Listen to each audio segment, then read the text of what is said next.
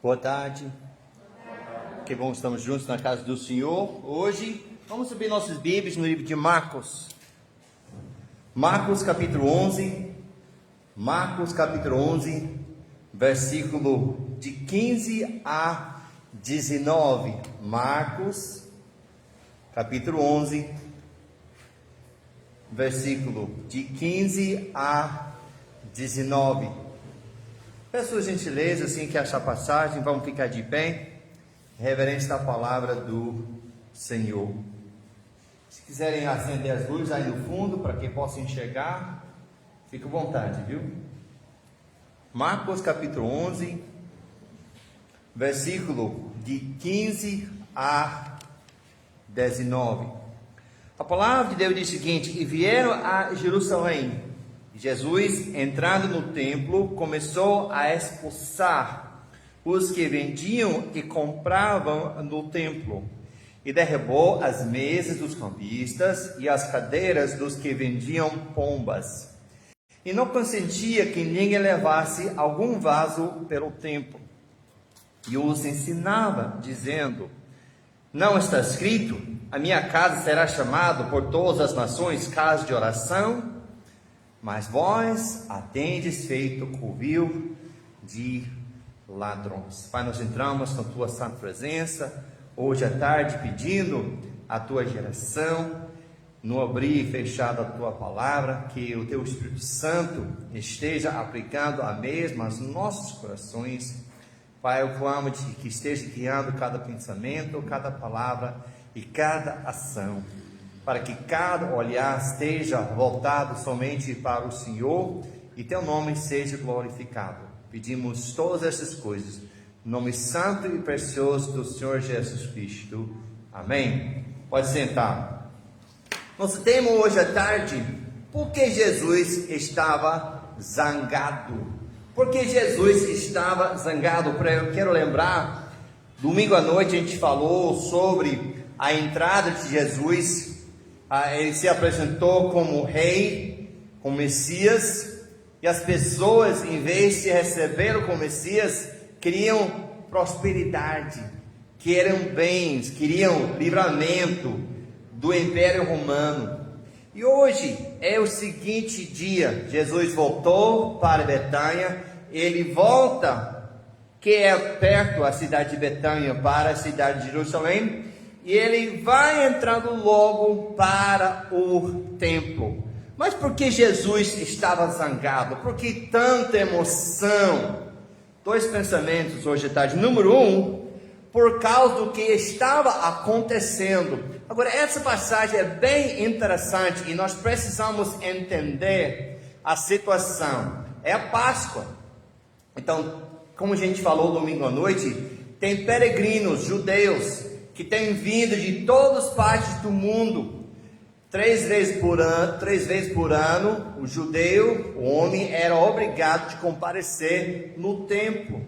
Então, Páscoa é a primeira festa dessa. Aí vem muitas pessoas, como a gente falou, cantando, esperando algo bom que vai acontecer nessa festa. E aí Jesus se apresentou. Não houve coração, não houve realmente aceitação pelo povo judeu dele como Messias. Ele entra no templo nos dias seguintes. O que está acontecendo? Letra A, roubo. Roubo está acontecendo. Precisamos entender porque tem cambistas. Cada homem judeu precisava, uma vez por ano, pagar uma taxa.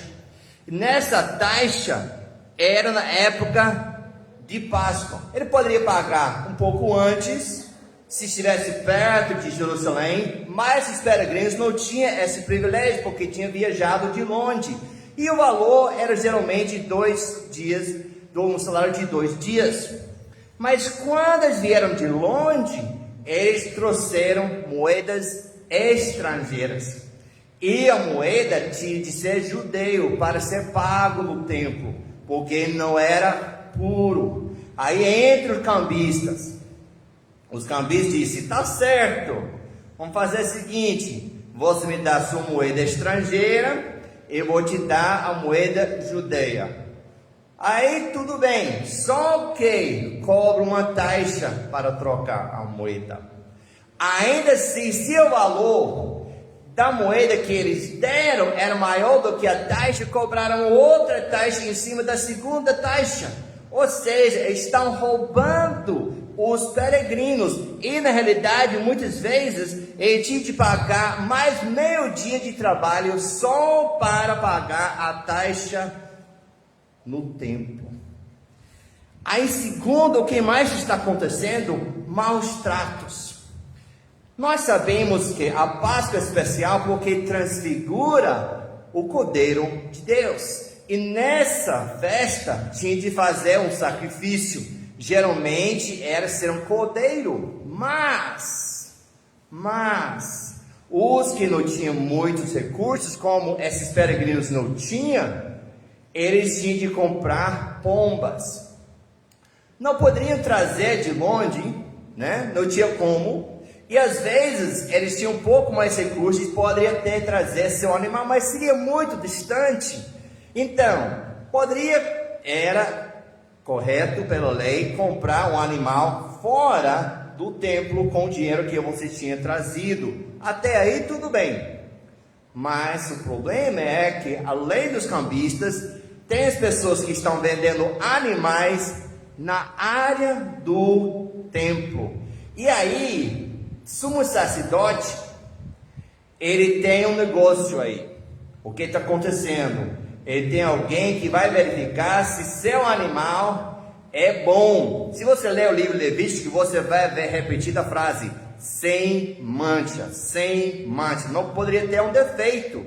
Só que, tipo assim, um inspetor, ele achava qualquer coisinha, aí não dá. Tem que entrar e comprar nosso animal, e geralmente o valor era 10 vezes mais caro. Imagine, estão extorquindo as pessoas, é roubo, além disso, tem sujeira, tem barulho, é moeda, é muita coisa dentro da área que era para ser separado somente para o templo. E tem uma outra coisa que só Marcos fala aqui.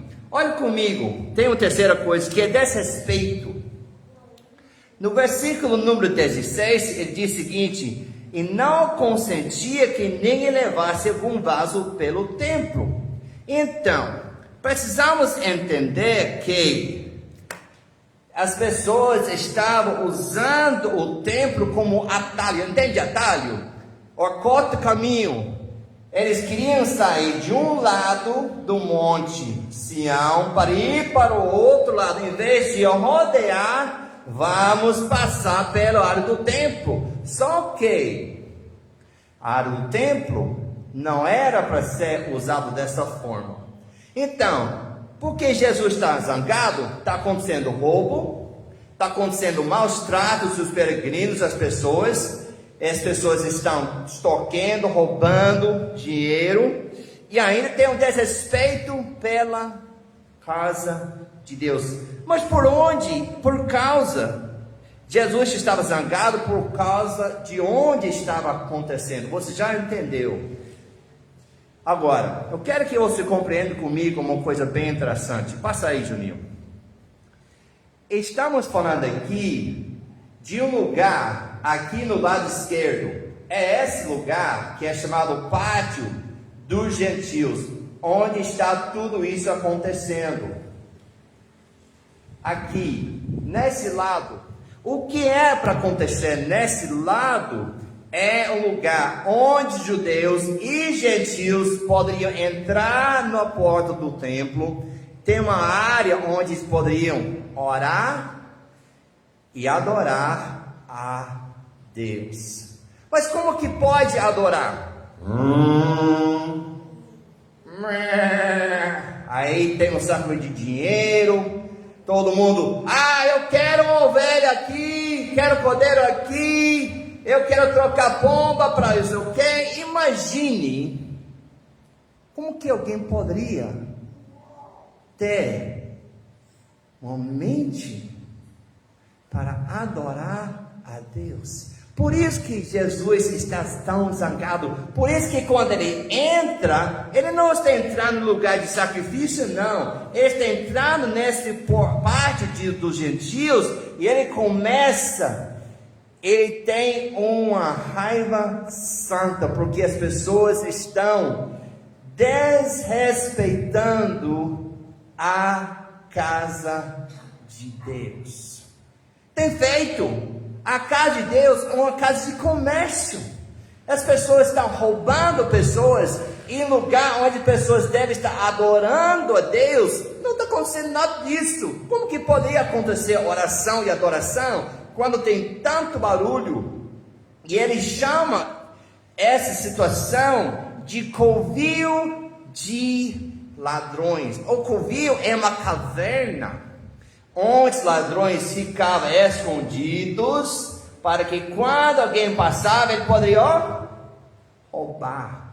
Só que Jesus está dizendo, vocês não estão fazendo isso escondidos, estão fazendo abertamente na minha casa, estão roubando as pessoas, maltratando pessoas que vieram para adorar a Deus. E Jesus, ele fica furioso. Imagine, ele entra e aí começa a virar as mesas. Aí começa a botar todo mundo para fora da sua casa. O que ele está dizendo? É minha casa.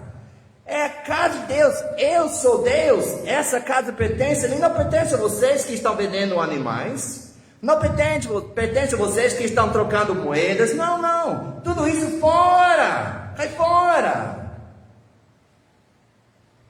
Quando eu entendi o que estava acontecendo aqui, eu fiquei horrorizado. Por quê? Jesus tinha entrado o dia anterior, na parte da tarde, e já tinha visto isso.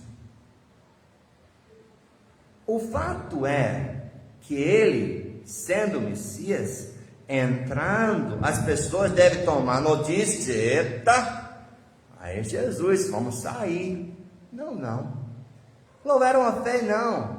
Voltaram no mesmo dia porque estavam preocupados com dinheiro, estavam preocupados com maltratar as pessoas.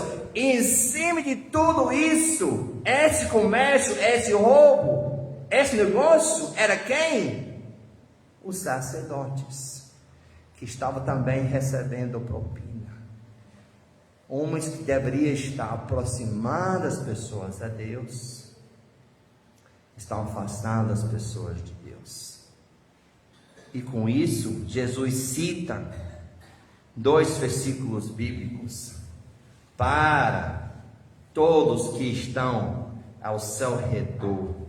Ele cita primeiramente Jeremias capítulo 7 e o versículo 11, que diz o seguinte: é pois esta casa que se chama pelo meu nome uma caverna de salteadores ou de ladrões aos vossos olhos? Eis que eu mesmo vi isso, disse o Senhor. Quando Jesus citou esse versículo, os ouvintes deveriam entender que Deus estava vendo o que estava acontecendo. E uma coisa bem interessante aqui, Jesus tinha feito isso no início do seu ministério. Você pode ler no Evangelho de João capítulo 2, já tinha feito uma vez.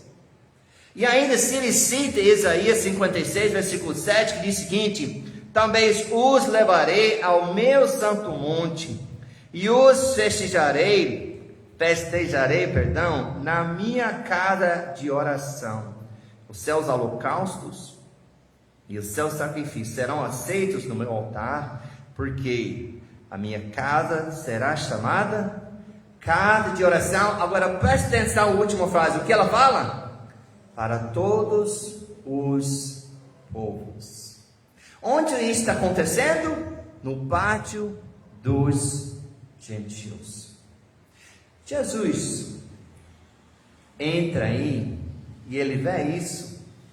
Eu imagino que vem na sua mente quando ele chamou Abraão, que ele chamou ele para fora da sua terra, e ele falou para ele: na sua semente será bendita todas as nações. Há uma alusão à chegada dele, mas também há uma alusão que a nação de Israel era para ser uma nação de missionários, para alcançar os gentios com a palavra de Deus. E com toda essa bagunça, como poderia isso acontecer? Não estava acontecendo de jeito nenhum. Na realidade, o que iria chegar ali, se realmente tivesse desejo de conhecer a verdade, ele provavelmente teria saído maneando a cabeça, dizendo: nossa, eu não sei o que é isso, mas de Deus não poderia ser. De forma que eu acredito que tinha em mente também esse versículo que também se encontra em Isaías 42, versículo 6. Eu, o Senhor, te chamei em justiça, e te tomarei pela mão, e te guardarei, e te darei por conserto do povo, e para luz dos gentios. Jesus tinha direito de ser zangado. Um lugar de adoração e oração, não estava nada acontecendo semelhança a isso. Tanta coisa errada que estava acontecendo na sua casa. Mas pastor, o que isso tem a ver conosco hoje? Tem alguns pensamentos. Fiquei meditando. Primeiro pensamento é o seguinte: a nossa atitude para com a casa de Deus é um indicador do nosso estado espiritual. Ou seja, aquelas pessoas que estavam atravessando de um lado para o outro da área do templo, estavam considerando a casa de Deus algo comum, algo não era separado e não era sagrado. Qual é a minha atitude? Qual é a nossa atitude para com a casa de Deus? É mais um culto? Porque eu vou para assistir o culto? Porque eu não vou. Isso fala volume sobre meu estado, minha vida espiritual. E se Deus fosse entrar aqui hoje à tarde, que ele disse lá em Jeremias, que ele viu o que estava acontecendo no templo, na época de Jeremias, e ele viu pessoalmente, na época que ele estava aqui, na encarnação. Meus amados, meus pesados ouvintes da palavra de Deus, Deus vê o que está acontecendo, como está a nossa adoração. Se realmente viemos aqui para adorar a Deus, se estamos simplesmente marcando presença, se estamos fazendo isso a pulso, porque eu tenho que fazer, eu tenho que marcar presença, senão alguém vai pensar mal de mim. Deus sonda nossos corações, que nós podemos estar aqui com o motivo certo, não somente para receber a palavra de Deus, mas para adorá-lo, para glorificá-lo, e que nós podemos entender que nós estamos aqui, não somente os judeus, para ser luz do mundo, e que nós podemos ter um desejo ardente de alcançar almas para o Senhor. O motivo que nos reunimos, sim, é para receber o alimento espiritual. É sim, para ter comunhão com Deus Pai, com Deus Filho e com nossos irmãos em Cristo. Mas além disso, é para que pessoas que não conhecem Jesus Cristo possam conhecê-lo. E nosso comportamento de fora da casa de Deus seja assim, que as pessoas sejam atraídas e querem conhecer nosso Senhor e Salvador.